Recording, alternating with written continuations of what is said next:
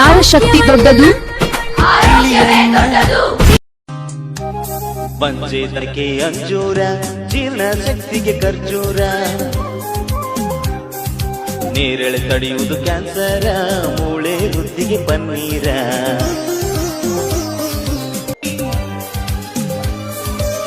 ಸಕ್ಕರೆ ಕಾಯಿಲೆಗೆ ಬಳಸಿ ಬೆಂಡೆಕಾಯಿ, ತಲೆ ಸುತ್ತಿಗೆ ಬಳಸಿ ನೆಲ್ಲಿಕಾಯಿ,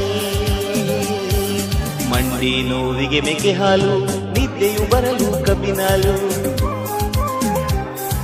ಇನ್ಸುಲಿನ್ಗೆ ಗೋಡಂಬಿ, ಕ್ಯಾಲ್ಸಿಯಂಗೆ ಬಟಾಣಿ, ಚರ್ಮದ ಕಾಂತಿಗೆ ತೆಂಗಿನಕಾಯಿ, ನೀ ಶಕ್ತಿಗೆ ಕಲ್ಲಂಗಡಿ, ಉರಿ ಮೂತ್ರಕ್ಕೆ ದಾಳಿಂಬೆ, ಬಿಳಿಯಾಗುವ ಕೂದಲಿಗೆ ಕಿತ್ತಳೆ, ಮೆಂತೆ ನೀರನ್ನು ಕುಡಿದರೆ ರಕ್ತದೊತ್ತಡ ನಿಲ್ಲುವುದು. ಕೇಳಿ ತಿಳಿರಿ ನಾಡ ಜನರೇ, ಬೀಟ್ರೂಟ್ ಅನ್ನು ಸೇವಿಸಲು ಹೊಟ್ಟೆಯ ಹಸಿವು ಹೆಚ್ಚುವುದು. ನೀವು ಕೂಡ ಟ್ರೈ ಮಾಡಿ ನೋಡಿ. ಖಾಲಿ ಹೊಟ್ಟೆಗೆ ಬೆಳ್ಳುಳ್ಳಿ ತಿಂದರೆ ಇಮ್ಯುನಿಟಿ ಹೆಚ್ಚುವುದು. ಜಾಸ್ತಿ ನೀರನ್ನು ಕುಡಿಯುತ್ತಲಿದ್ದರೆ ಉಷ್ಣತೆ ಹೆಚ್ಚುವುದು.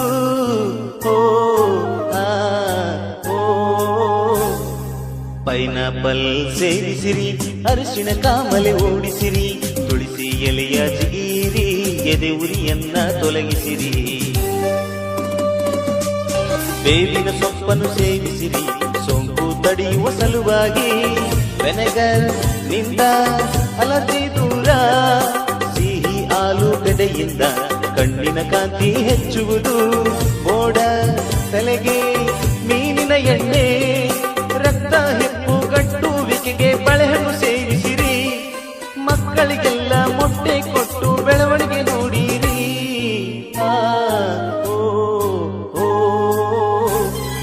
ರಕ್ತ ಪರಿಚಲನೆಗೆ ಸೀತಾಫಲವ ಬಳಸಿರಿ, ಅನನಸ್ ಹಣ್ಣು ಸೇವಿಸಿರಿ, ಬಾಯಿಯ ರುಚಿಯ ಹೆಚ್ಚಿಸಿರಿ, ಸ್ಟ್ರಾಬೆರಿ ಕಳೆಯುವುದು ಊರಿ ಊತ, ಉಬ್ಬಸದ ನಿವಾರಣೆಗೆ ಬಿಸಿ ನೀರು ಕುಡಿಯಬೇಕು, ಆಯಾಸಕ್ಕೆ. ಸಮಸ್ತ ನಾಡಿನ ಜನತೆಗೆ ನಿಮ್ಮ ಮನೆಮಗ ಲಕ್ಷ್ಮೀಕಾಂತ್ ಮಾಡುವ ನಮಸ್ಕಾರಗಳು. ಇವತ್ತಿನ ದಿವಸ ಬಸವಗಂಗಾ ಮೆಡಿಕಲ್ ಇವರು ಮೆಡಿಕಲ್ನಲ್ಲಿ ಫ್ರೀ ಚೆಕಪ್, ಚರ್ಮ ರೋಗ ಮತ್ತು ಮೊಳಕಾಲು ಬೇನೆ ಅನೇಕ ರೋಗಗಳ ತಪಾಸಣೆಯನ್ನು ಇವತ್ತು ಕಲಬುರಗಿಯಿಂದ ನುರಿತ ವೈದ್ಯರು ಇವತ್ತು ಕ್ಯಾಂಪಿಗೆ ಆಗಮಿಸುತ್ತಿದ್ದಾರೆ. ಅವರಿಗೆ ನನ್ನ ವತಿಯಿಂದ ಸಂಸ್ಕಾರ ಬೆಳಕು ವತಿಯಿಂದ ತುಂಬು ಹೃದಯದ ಸ್ವಾಗತ ಸುಸ್ವಾಗತ ಕೋರುತ್ತಾ, ಇವತ್ತು ಹಳ್ಳಿಯಿಂದ ಅನೇಕ ಕಡೆಯಿಂದ ಜನರು ಈ ಫ್ರೀ ಚೆಕಪ್ಗೆ ಆಗಮಿಸಿದ್ದಾರೆ. ಫ್ರೀ ಕ್ಯಾಂಪ್ನ ಎಲ್ಲರೂ ಈ ಸದಾವಕಾಶವನ್ನು ಉಪಯೋಗಿಸಿಕೊಂಡು ತಮ್ಮ ಆರೋಗ್ಯವನ್ನು ಕಾಪಾಡಿಕೊಳ್ಳಬೇಕು. ಮನುಷ್ಯನಿಗೆ ಅತಿ ಮುಖ್ಯವಾದದ್ದು ಆರೋಗ್ಯ. ಆರೋಗ್ಯ ಇದ್ದರೆ ಎಲ್ಲವೂ ಗೆಲ್ಲಬಹುದು. ಆರೋಗ್ಯದಿಂದ ಮನುಷ್ಯ ಒಳ್ಳೆಯ ರೀತಿಯಿಂದ ಜೀವನ ಸಾಗಿಸಬಹುದು. ಸಾಕಷ್ಟು ಅನ್ನ ಇರುತ್ತದೆ, ಆದರೆ ಉಣ್ಣಲು ಆಗೋದಿಲ್ಲ, ಅದು ಅನುಭವಿಸಲು ಆಗುವುದಿಲ್ಲ. ಅದಕ್ಕಾಗಿ ಬಸವಗಂಗಾ ಮೆಡಿಕಲ್ ಅಂದರೆ ರಮೇಶ್ ಲೋಹರ್ ಅವರು ಹಾಗೂ ಪೂಜಾ ಮೇಡಮ್ ಅವರು ನೇತೃತ್ವದಲ್ಲಿ ಇವತ್ತು ಸಮಾಜಕ್ಕೆ ಒಂದು ಸೇವೆಯನ್ನು ಸಲ್ಲಿಸಬೇಕು.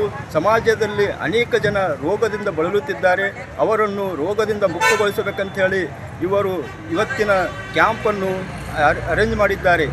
ಅದಕ್ಕಾಗಿ ಎಲ್ಲ ಜನರು ಇದರ ಸದುಪಯೋಗವನ್ನು ಪಡೆದುಕೊಳ್ಳಿ, ನಾವು ಆರೋಗ್ಯವಂತರಾಗೋಣ ಅಂತ ಹೇಳುತ್ತಾ ಇವತ್ತಿನ ನನ್ನ 2 ಅನಿಸಿಕೆಗಳಿಗೆ ವಿರಾಮ ಕೊಡುತ್ತೇನೆ.